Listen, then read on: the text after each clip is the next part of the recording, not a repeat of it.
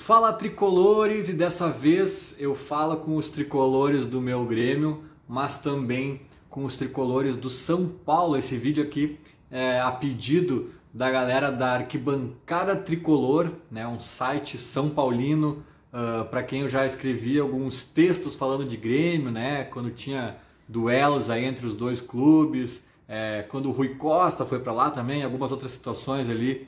Eles entraram em contato para que eu fizesse algum texto, e dessa vez estou fazendo um vídeo às vésperas desse duelo de tricolores na Arena do Grêmio. Um vídeo para falar mais ou menos como eu enxergo que o Grêmio chega para esse jogo, né? Como é que eu enxergo as possibilidades do Grêmio para esse jogo, o ambiente, tudo mais.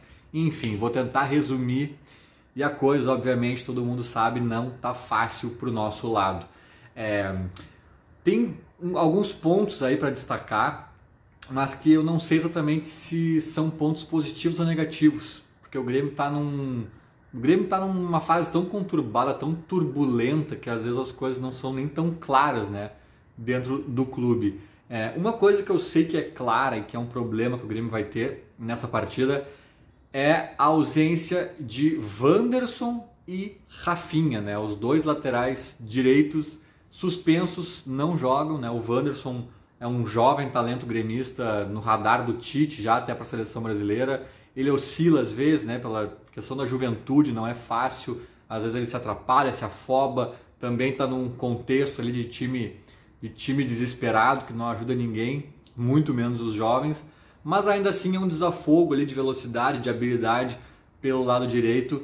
E o Rafinha já, por sua vez, é a experiência, o cara mais, né, enfim, que tem o atalho do futebol ali, e ambos estão suspensos. Então é inacreditável, porque a lateral direita, bem ou mal, era um dos pontos altos, talvez, podemos dizer assim, do Grêmio, né, ou um dos pontos de menores preocupações do Grêmio. Tanto é que o Rafinha muitas vezes jogou na lateral esquerda e o Wanderson na direita, né, porque ali na esquerda a gente tem só um Cortez em fim de carreira e um Diogo Barbosa que nunca se afirmou aqui, enfim. E aí eu fico curioso para saber o que o Mancini vai fazer. E eu estou me atendo bastante a esse ponto, porque esse ponto é muito importante. A gente simplesmente não tem outro lateral direito. Tinha até o Léo Gomes, que foi um dos jogadores dispensados pela direção do Grêmio ontem. Esses dias agora, foi ontem, se eu não me engano. Né? 7 jogadores foram dispensados, eu vou falar também brevemente disso. E o Léo Gomes, que vem de muito tempo de lesão, cirurgias, acho que nem teria condições de jogar, é verdade, mas ele seria o outro nome da lateral direita. Então não tem, nós vamos ter que jogar com um zagueiro improvisado, um volante improvisado, algo do tipo, ou, e aí por isso que eu acho que essa informação pode ser importante, ou até mesmo mudar de esquema. Não duvidaria que talvez o Mancini, apesar de eu achar ele muito conservador, muito pouco predisposto a grandes mudanças, mas eu não duvidaria que ele viesse com, por exemplo, 3 zagueiros. Que daí não seriam necessariamente laterais, seriam alas, vá lá, sei lá, né, como é que a gente pode chamar, mas daí seria um meio de campo, em tese, mais recheado, e a gente não precisaria dessa figura necessariamente do lateral direito. Então essa é uma questão que me preocupa. E os 3 pontos que eu vou citar agora, eu realmente tenho dúvidas, né? Eu não sei se podem ser positivos ou negativos, que são os seguintes, em tese negativos, eu acho, né? Que são, aliás, vamos por partes, cada um tem a sua particularidade. Esse primeiro, em tese, é negativo, que é o momento do Grêmio, né? O Grêmio vem num momento muito ruim, tecnicamente, animicamente, é um time derrotado, é um time frustrado, é um time com a moral lá embaixo, a confiança lá embaixo, e isso certamente joga contra, né? Mas por que eu boto um ponto de interrogação aqui? Porque também não sei se isso, por outro lado, pode tirar a pressão do time. Sabe aquele time, tipo a Chapecoense, que já estava rebaixada e incomodou muito time grande lá do topo da tabela, né? Fez jogo duro, empatou com um, arrancou vitória contra o outro, porque às vezes o cara já caiu, já não tá mais nem aí, já tira o peso do ombro e numa dessas pode até jogar melhor. O Grêmio já tá vivendo um climinha de meio que já foi, né? E isso talvez agora pode ser até que seja um ponto positivo para o time. Vamos acompanhar. O segundo motivo, que também, esse em tese, esse é o mais obscuro, na verdade, eu não sei nem dizer se em tese ele é positivo ou negativo, mas vá lá, em tese seria positivo, segundo a direção do Grêmio, foi a liberação desses 7 atletas, né? O Jean-Pierre, talvez o único que vinha jogando um pouquinho mais aí desses 7, e os outros todos vindo de lesão ou alguma outra questão, ou pouco aproveitados, Luiz Fernando, Léo Pereira, enfim, jogadores que o Grêmio libera e não conta mais com eles pelo menos até o fim da temporada. Segundo a direção, porque era muito jogador para o técnico ter que, né, gerenciar ali 30 e tantos jogadores, agora o número caiu para 20 e poucos, e o Grêmio acha que esse é o número mais coeso aí para lidar nessa reta final de campeonato, então em tese seria positivo, mas eu não sei como o grupo vai receber essa informação, né? Daqui a pouco tem uns amigos deles ali sendo liberados e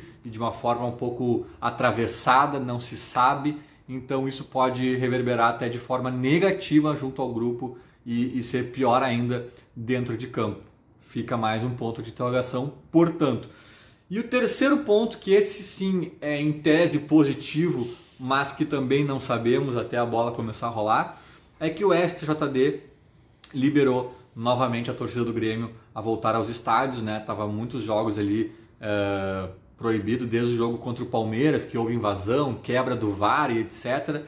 Então é mais um ponto que fica um ponto de interrogação, porque obviamente que em tese uma torcida presente no estádio é positivo, mas neste momento que o Grêmio se encontra, se de repente o gol não sai, se de repente os resultados paralelos já começam a ficar ruins, ou se o São Paulo arruma um gol ou algo do tipo, ou até um 0-0 em que o São Paulo está melhor, numa dessas o estádio já começa a se voltar contra o próprio Grêmio, e isso pode sim acabar se tornando um ponto negativo. Aliás, pode se tornar um ponto negativo até em escalas maiores, né, de nova invasão, de algum outro tipo de problema, que eu tomara que não aconteça, e que pode prejudicar o Grêmio de forma mais séria ali na frente.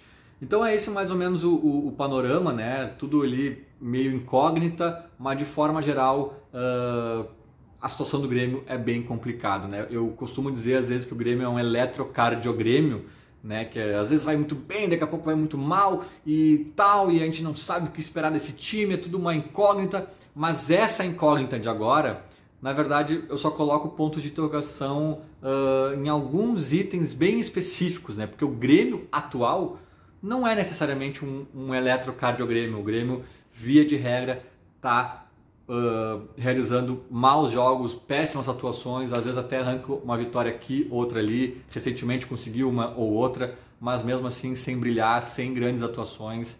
E essa é a batida do Grêmio no 2021 inteiro praticamente. Então as perspectivas do lado de cá não são muito boas, não são muito positivas, né?